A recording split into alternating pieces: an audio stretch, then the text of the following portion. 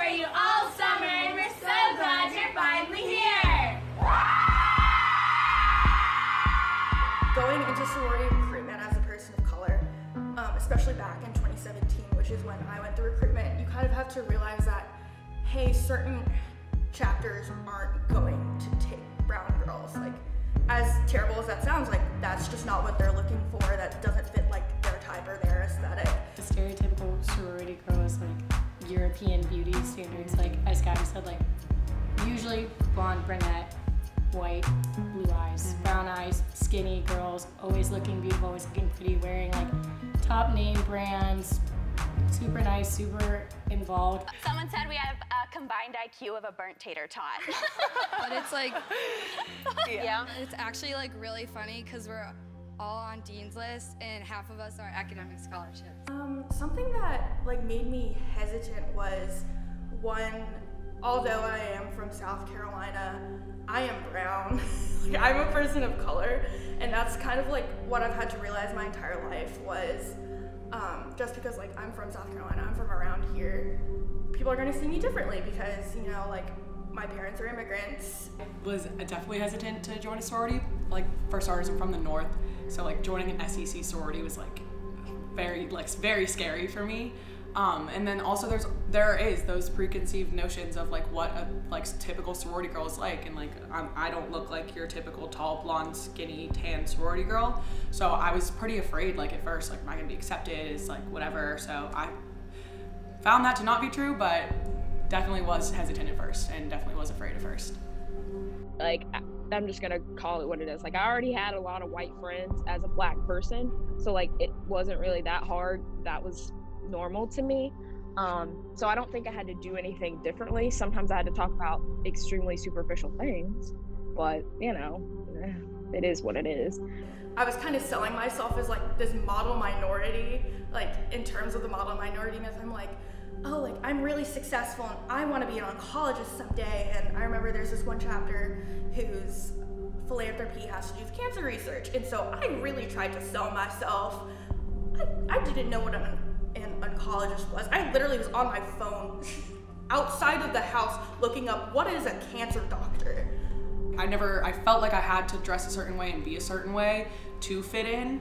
That's something I've outgrown, but yeah, I was a little bit like, should I like be buying like a pair of Jack Rogers or like Tory Burch sandals and like wearing Lily Pulitzer? Like, that's not me. I don't wear that. I don't do that. But I didn't, and I ended up in Greek life, so I guess it worked out. For me, I realized when I would speak or like get matched up with PNMs, I would always get matched up with a brown girl. Like, at least every single party, they would match me up with a woman of color. And you know, I understand that, because if you see someone that looks like you in something, you feel more welcome to be in there, and that's kind of like what I felt as a PNM, and so I kind of understood that. I think we don't have any training as far as like being able to respect and talk about like differences in backgrounds, ethnicity, experiences, and kind of like being cognizant of those things, and that is something that we're definitely trying to work on and implement. You gotta realize that some of these girls have never spoken to a person of color in their lives. Like, a girl literally walked up to me one time and was like, so is the Philippines in South America? And I was like, girl, how'd you get to college? You know, the statement that black people say, like, if you only have one black friend, that doesn't mean you're not racist. Just because you only have one black or one Asian member in your organization doesn't mean you're fully inclusive. That just means in a picture, you might just pull that person for every single picture that you take to make it look that like you are. We had like a Cinco de Mayo party one time. It wasn't like a party, it was more like a special meal that we had. And like, we had one Hispanic girl in our chapter and she was Colombian. And so everyone would be like, oh my gosh, like Cinco de Mayo. And then she'd be like, I'm Colombian. And that's what people don't realize, is like stuff like that like sticks with you. Like you could just be like, oh, you could just shrug it off. You know, you can't. Like, that's not what that is.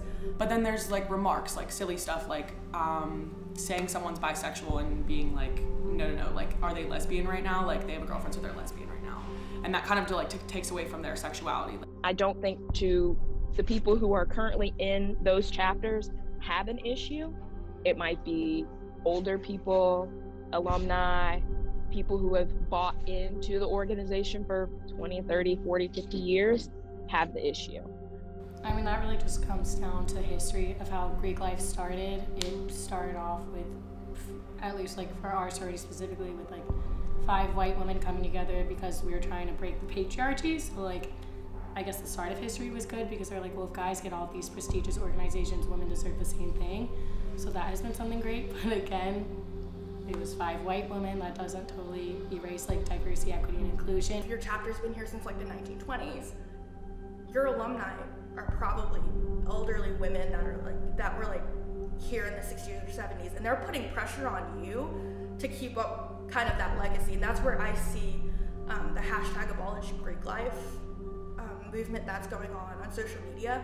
When they say like Greek life upholds white supremacy, that is what they're talking about. Greek life in general has a trouble with inclusivity because of the history of Greek life, the background of Greek life, the reason why Greek life was started in the first place.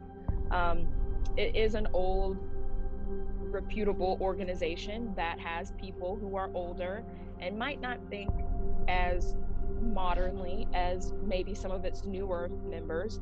And to be cut and dry, those are the people that pay the money. They invest and they call the shots. So one of my friends is Black, and she is in one chapter, which I don't want to give too many details away. She was the first girl, like the first Black girl to get a bid to that sorority, and it was 2017. Like, it was literally 2017. There was another chapter that didn't give a bid to a Black girl until 2018.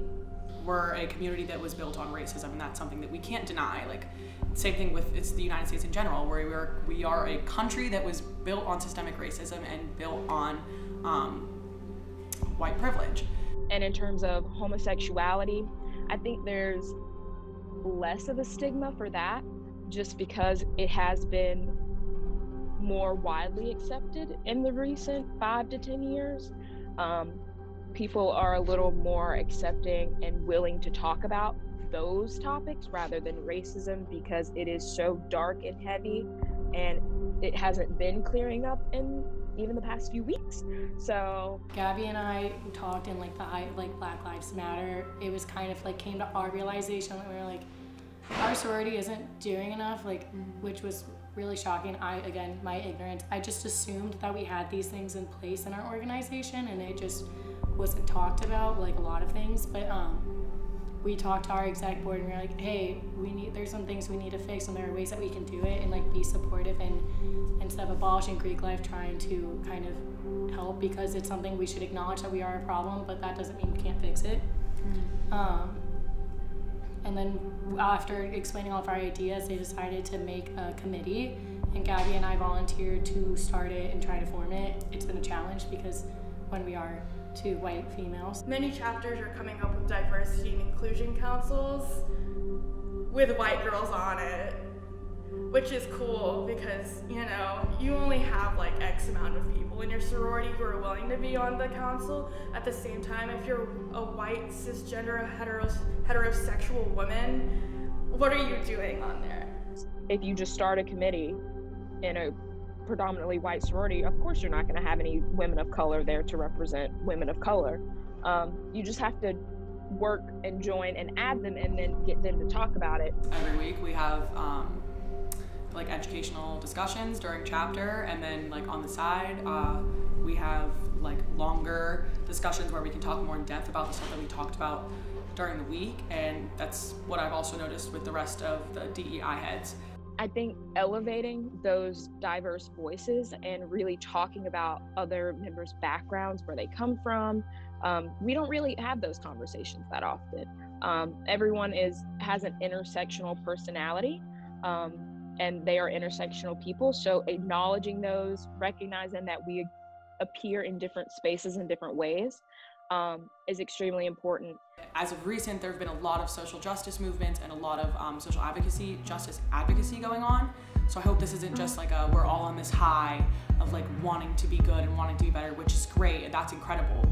But I hope the momentum keeps going and people keep being willing to learn and keep being willing to make changes and have the hard conversations. Absolutely. You know, it's hard. At the end of the day, like, there's always going to be like some form of like, discrimination, whether it be like against, whether it be racist, homophobic, there's going to be some form of discrimination. So.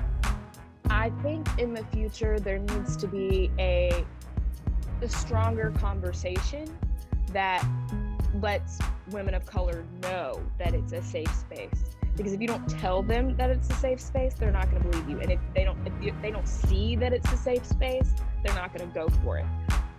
I think that's what all people of color are looking for from everyone else is, if something happens to go down and I need someone to back me up, will you be there for me?